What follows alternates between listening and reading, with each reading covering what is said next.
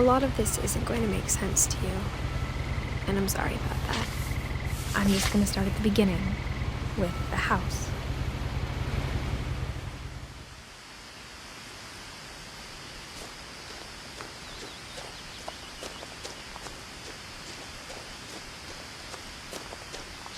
I lived here until I was 11, but I wasn't allowed inside half the rooms.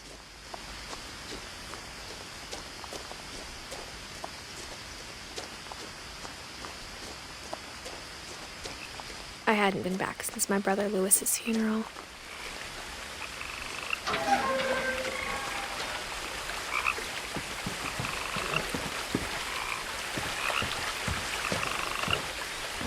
In her will, my mother left me a key, but didn't tell me what it unlocked. Maybe she thought I'd know, or she thought that the mystery would be enough to bring me back.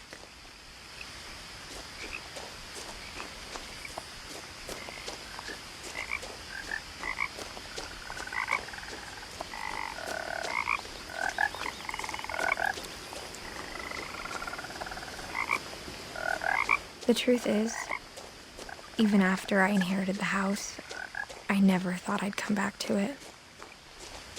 But now I had questions about my family that only the house knew the answers to. The woods around the house have always been uncomfortably silent, as if they're about to say something but never do.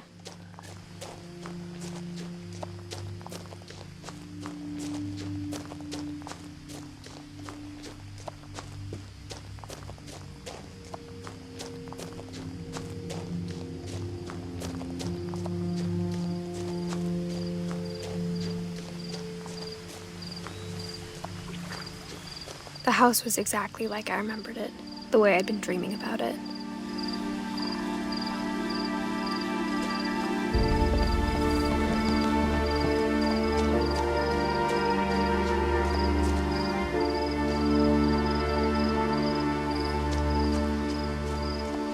As a child, the house made me uncomfortable in a way I couldn't put into words.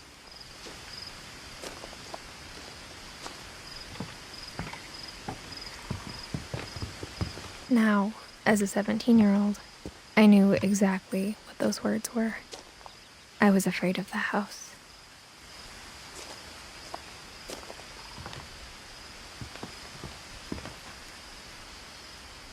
I hoped the key might unlock the front door. It didn't.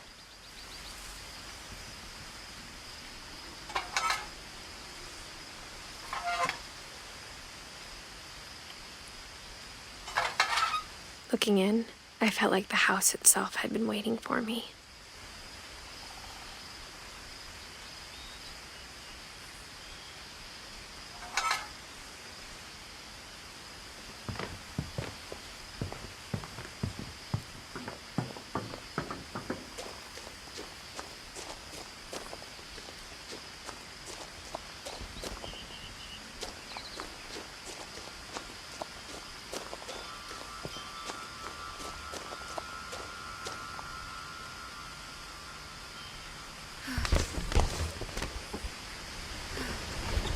Crawling through the doggy door used to be a lot easier when I was 11.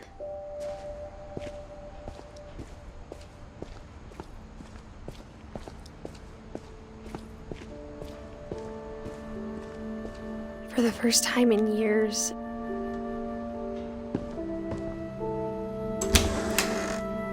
I felt like I was home.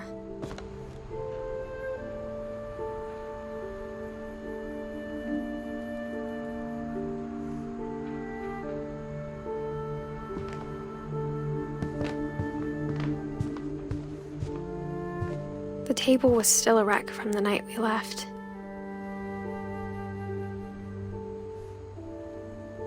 It was like a bomb had gone off, killing everyone but sparing the furniture.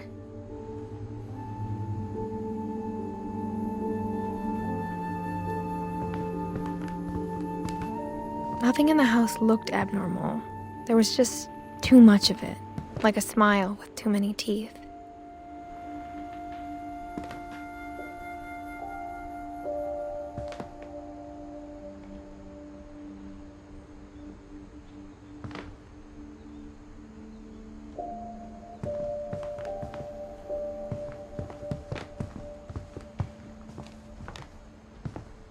Mom always told me to stay out of the basement, so I wasn't too surprised when the key didn't fit.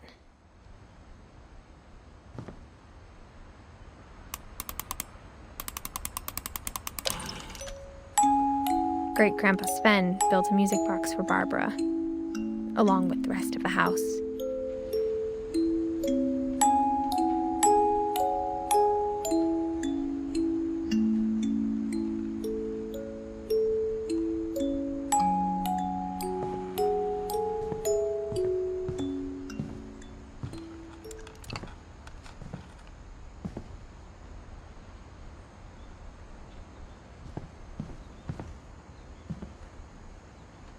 After Milton disappeared, Mom sealed up all the bedrooms. Then Edie retaliated and drilled peepholes.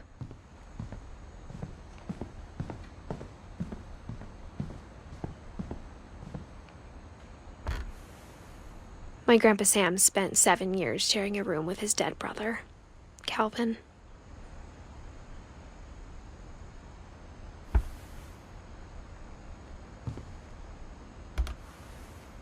As a kid, I just assumed every house had peepholes and sealed rooms you weren't allowed inside of.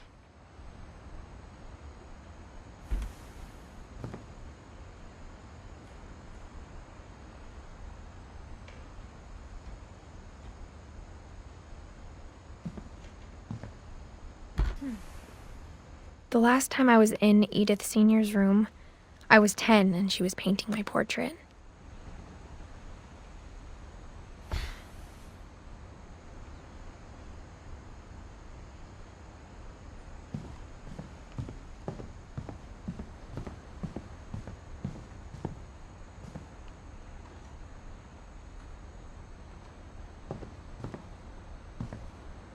I spent a lot of time playing in Great Uncle Walter's room.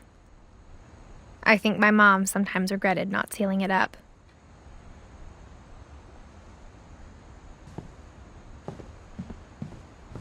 Louis told me there were secret passages, but I never believed him.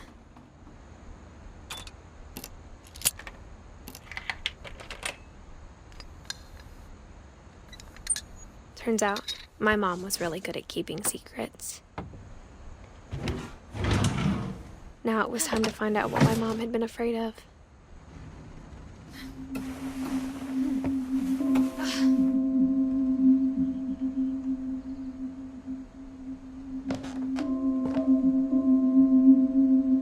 Reading this, maybe it sounds like I had a plan. From the paintings on the wall, it was clear my brother Milton had been here before me.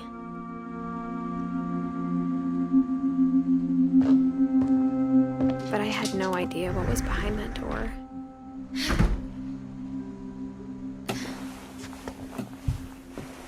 Just like I had no idea where all this was gonna lead.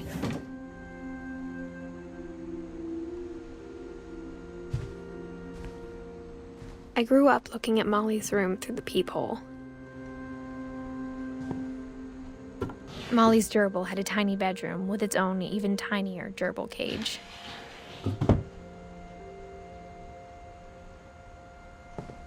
Being inside for the first time, I felt like I'd stepped behind a painting.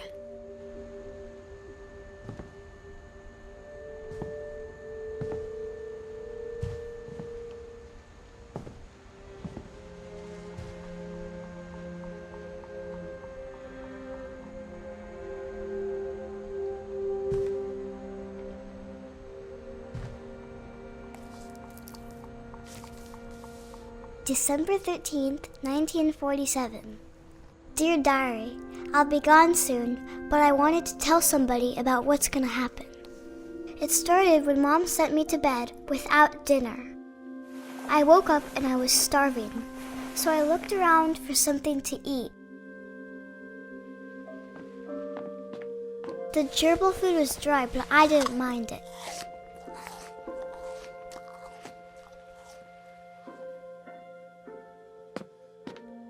My Halloween candy was all gone.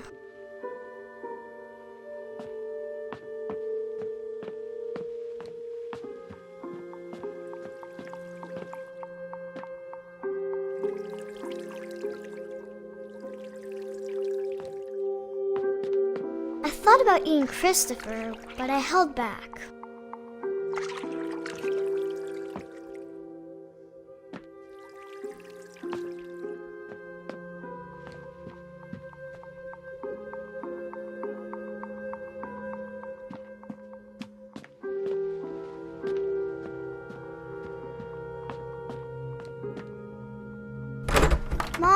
I come out now? Sweetheart, it's late. Go to sleep.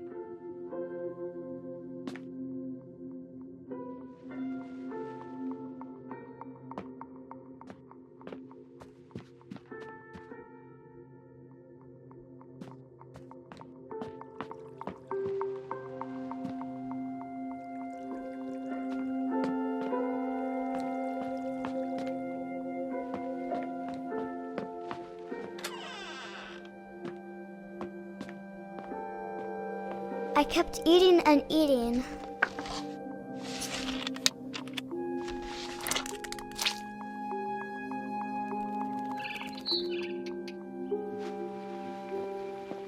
Then I heard chirping outside my window. It was a barn swallow going back to her nest. I reached out for her.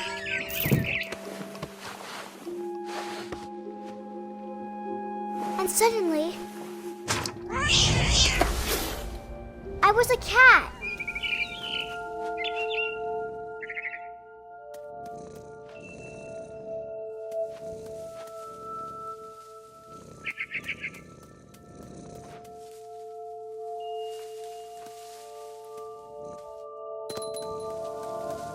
I tried to be quiet, but the bird was really scared.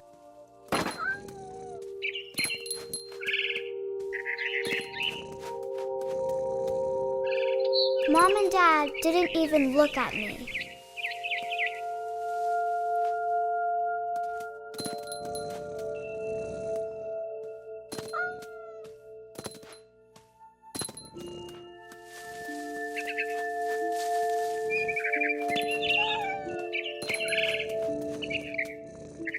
I jumped and I almost got her.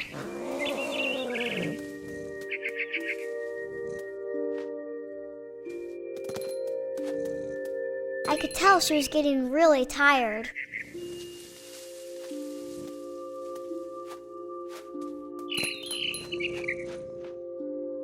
Now I was up in the big tree. I promised Dad I wouldn't climb it anymore. All I cared about was eating that mama bird. I gobbled her up. And suddenly, I was an owl. First, all I heard was the wind. Then I heard little teeth nibbling in the grass.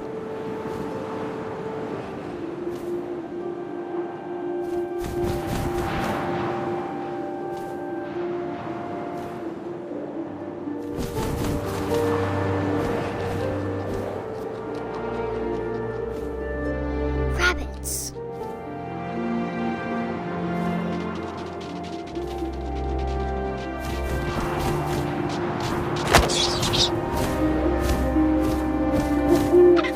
I imagined his face looking up and seeing mine through my talons. I swallowed him up, and I didn't chew one bit. Then I flew off to find something bigger.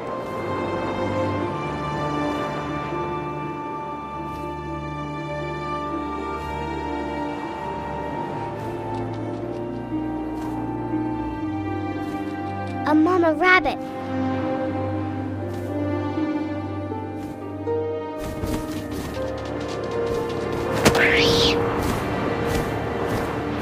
She was almost too big to carry. I started choking, but I couldn't stop eating.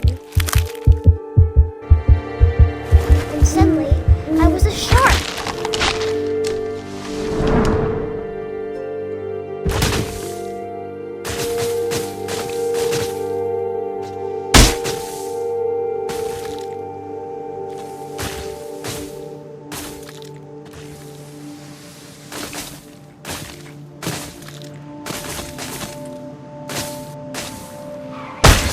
I rolled off a cliff and into the ocean.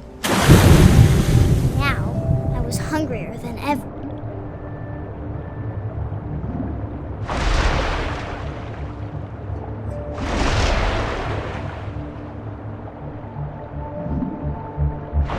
I wanted fat, juicy seals.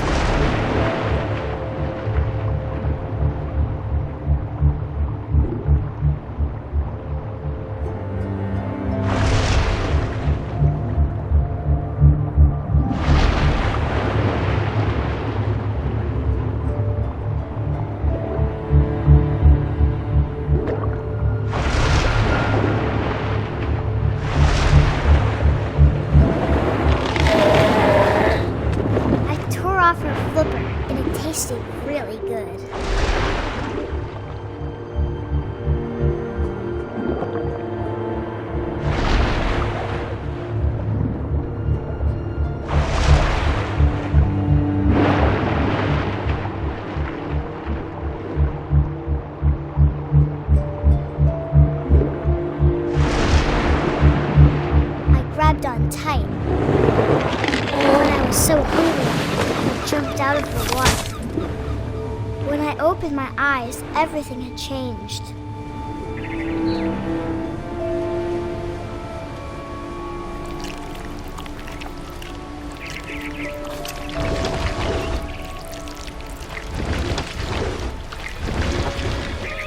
Now I was a monster, and I smelled people everywhere.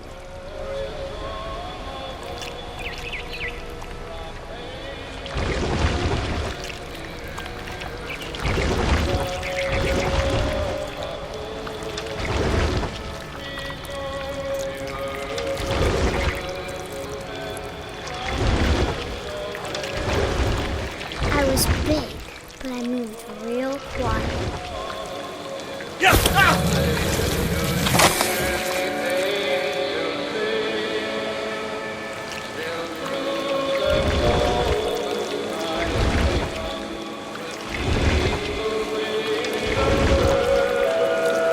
I wanted to stop, but also I didn't.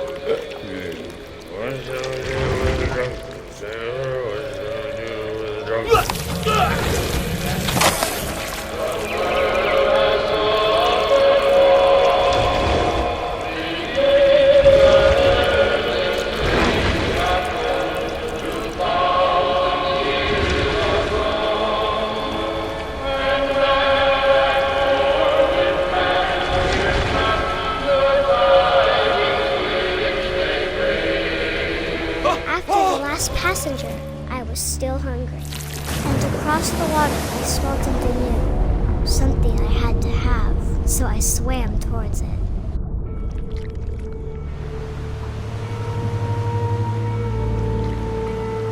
I slithered onto the sand, and the good smell went into an old pipe.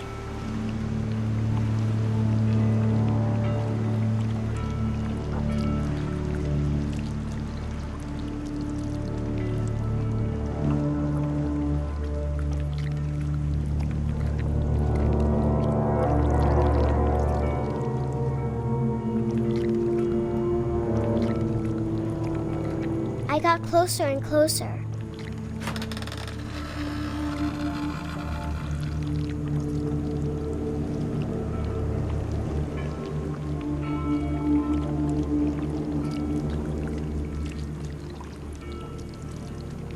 All of my stomach started growling. And suddenly, I was me again. I held my breath for a long time, but I couldn't hear anything. I think it's waiting for me to fall asleep. But it's not going to wait much longer. It needs to feed, and we both know I will be delicious.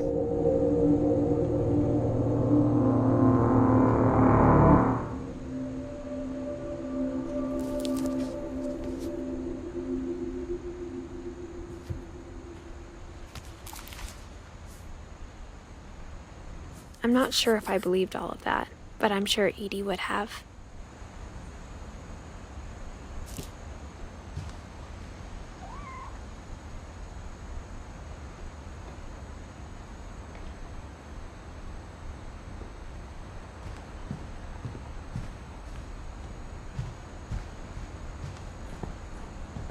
I can't describe it, but I felt like some part of Molly was still here.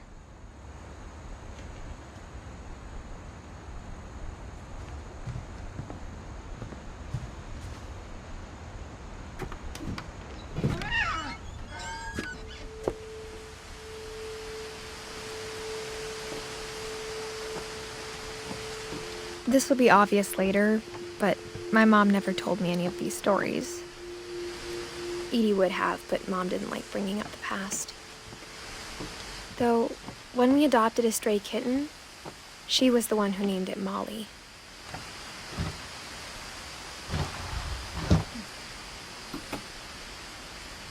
I spent a lot of time in Great-Grandma Edie's room.